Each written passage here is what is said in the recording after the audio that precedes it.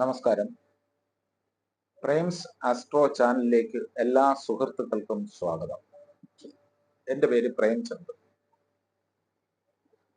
നമ്മൾ ഇന്ന് നോക്കുന്നത് മരണസംബന്ധമായ കാര്യത്തിനെ കുറിച്ചുള്ള സംശയങ്ങൾക്കുള്ള മറുപടിയാണ്.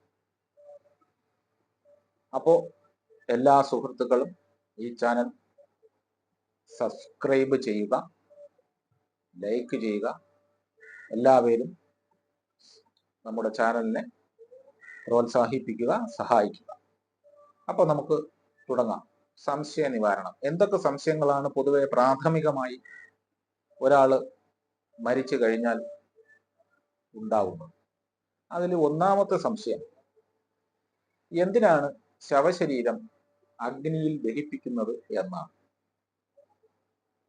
രണ്ടാമത്തെ സംശയം, എന്തിനാണ് ഒരു വർഷം അസ്ഥി നമ്മൾ കലശത്തിലാക്കി സൂക്ഷിക്കുന്നത്? അതിൽ മൂന്നാമത്തെ സംശയം, അസ്ഥി കലശം പ്ലാവിന്റെ ചുവട്ടിൽ സൂക്ഷിക്കുന്നത് എന്തിനാണ്? അടുത്ത് നമുക്കുണ്ടാകുന്ന ഒരു സംശയമാണ്, ശവശരീരം കത്തിച്ച സ്ഥലം എന്തിനാണ് ഉഴുതുമറിച്ച് വീണ്ടും പഴയ കൃഷി സ്ഥലമാക്കി മാറ്റുന്നത്? അങ്ങനെ ചെയ്യാത്തവരും ഉണ്ട് കേട്ടോ. ആ സ്ഥലം ഒന്നും ചെയ്യാതെ വളരെ പവിത്രമായി സൂക്ഷിക്കുന്നവരുമുണ്ട്. സ്വാഭാവികമായും കൃഷി സ്ഥലമാക്കി മാറ്റുന്നവരും ഉണ്ട്. എന്തോ ആവട്ടെ, അത് നമുക്ക് എന്തായാലും അതെന്താണെന്ന് നോക്കാം. പിന്നെ അടുത്ത്, എന്തിനാണ് ഈ ശവശരീരം ദഹിപ്പിക്കാൻ വേണ്ടി മാവിന്റെ വിറക് ഉപയോഗിക്കുന്നത് എന്നാണ്. അപ്പോ നമ്മൾ സ്വാഭാവികമായിട്ട് വലിയ ധനാഢ്യരൊക്കെ ആണെങ്കിൽ ചന്ദനമുട്ടിയിലൊക്കെ ദഹിപ്പിക്കും. എന്നാലും ഏറ്റവും ഉത്തമം, ദഹിപ്പിക്കാൻ ഉത്തമം മാവിന്റെ വിറക് തന്നെയാണ്. അതെന്തിനാണ് മാവിന്റെ വിറക് ഉപയോഗിക്കുന്നത്? അടുത്ത ചോദ്യം എന്ന് പറയുന്നത്, മരണശേഷം എത്ര ദിവസം പുല ആചരിക്കണം? പുല വാലായ്മ എന്നൊക്കെ നിങ്ങൾ കേട്ടിട്ടുണ്ടായിരിക്കും. എത്ര ദിവസം പുല ആചരിക്കണം എന്നുള്ളതാണ്. അപ്പോ ഈ കേരളത്തിൽ അങ്ങോളം ഇങ്ങോളം പ്രത്യേകിച്ച് ഈ പുലയെ സംബന്ധിച്ച് എത്ര ദിവസം ആചരിക്കണം എന്നുള്ളത് വളരെ തർക്ക വിഷയമായി മാറിക്കൊണ്ടിരിക്കുന്ന ഒരു കാലമാണ് ഇത്. കാരണം എനിക്കറിയാവുന്നുള്ളത്,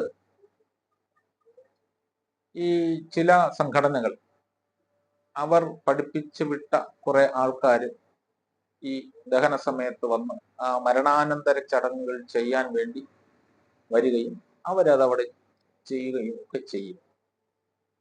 അതിനുശേഷം അവർ പറയും, ഇത്ര ദിവസം നിങ്ങൾ ബലിയിടണം, ഇതാണ് ചെയ്യേണ്ടത്.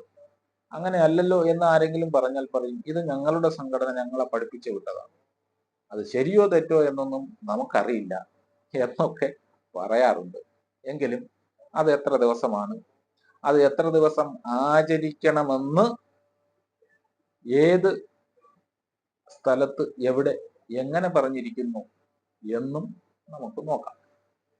അടുത്തൊരു സംശയം എന്ന് പറയുന്നത്,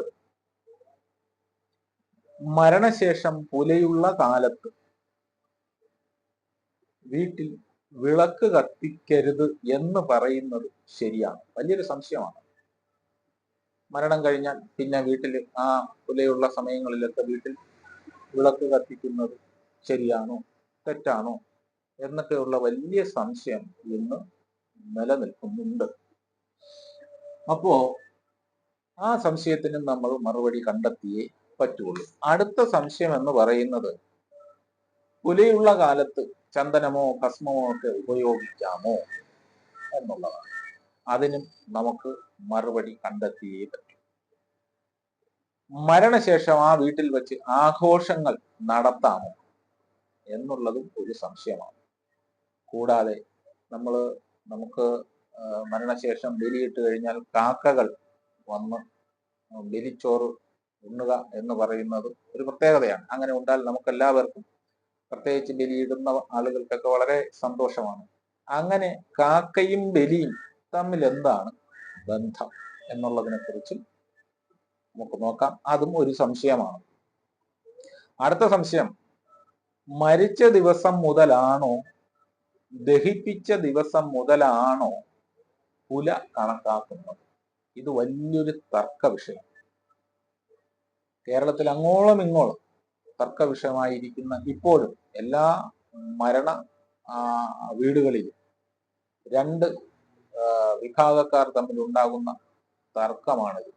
മരണത്തിന്റെ അന്ന് മുതലാണോ ബലിയിടേണ്ടത്, ബലി അല്ലെങ്കിൽ പുല ആചരിക്കേണ്ടത്, അതോ ബലി ഇട്ടതിന് ശേഷമാണോ പുലാചരണം നടത്തേണ്ടത് എന്നുള്ളത് വലിയ തർക്ക വിഷയമാണ്. അതൊരു വലിയ സംശയവുമാണ്. അത് ഇങ്ങനെ സംശയിക്കുന്നത് തെറ്റില്ല. അതിന്റെ ഉത്തരവും എന്താണെന്ന് നമുക്ക് നോക്കാം. അടുത്ത്, മരണം കഴിഞ്ഞാൽ എങ്ങനെയാണ്, ഏത് നക്ഷത്രമാണ് മരിച്ചയാളിന്റെ ആയി കണക്കാക്കുന്നത്? അത് വലിയ സംശയങ്ങളൊന്നുമില്ല, കൂടുതൽ പേർക്കും അറിയാവുന്നത്, എങ്കിലും നമുക്ക് അതും നോക്കാം. അടുത്ത്, മരണാനന്തര കർമ്മങ്ങൾ യഥാവിധി ചെയ്യാൻ കഴിഞ്ഞില്ലെങ്കിൽ, കഴിയാതെ വരികയോ മൃതദേഹം നമുക്ക് ലഭിക്കാതെ വരികയോ ഒക്കെ ചെയ്താൽ അത് പിന്നെ എന്ത് ചെയ്യണം എന്നുള്ളത് വലിയൊരു സംശയമാണ്. അതിനും നമുക്ക് നോക്കാം. ആ സംശയത്തിന് ഉത്തരം കണ്ടെത്താൻ നമുക്ക് ശ്രമിക്കാം.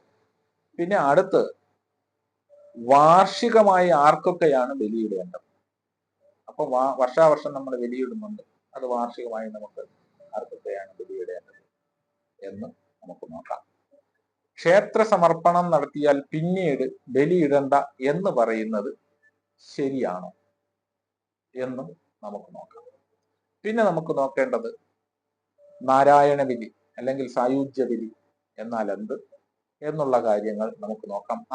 ആ നാരായണ ബലി അല്ലെങ്കിൽ സായുജ്യ ബലിയൊക്കെ ചെയ്താൽ അതിന്റെ ഉപയോഗം എന്ത്, ഇതൊക്കെ നമുക്ക് നോക്കാം. നമുക്ക് അടുത്ത എപ്പിസോഡിൽ നമ്മൾ ഒന്നാമതായി പറഞ്ഞ കാര്യത്തിന്റെ ഉത്തരം നിങ്ങൾക്ക് ലഭിക്കുന്നതാണ്. ഇങ്ങനെ വിവിധ എപ്പിസോഡുകളിലായി ഈ സംശയങ്ങൾ, നിങ്ങളുടെ ഉത്തരങ്ങൾ നിങ്ങൾക്ക് നൽകുന്നതാണ്. അടുത്ത എപ്പിസോഡിൽ എന്തിനാണ് ശവശരീരം അഗ്നിയിൽ ദഹിപ്പിക്കുന്നത് എന്ന് നമുക്ക് നോക്കാം.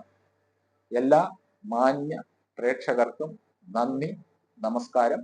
എല്ലാ പ്രേക്ഷകരും അടുത്ത എപ്പിസോഡ് മുതൽ ഈ ചാനൽ നിങ്ങൾ കാണുമല്ലോ. എല്ലാവരും കാണുവാനായി ഞാൻ നിങ്ങളോട് പറയുന്നു. അനുഗ്രഹങ്ങൾ ഉണ്ടാവണം. നന്ദി, നമസ്കാരം.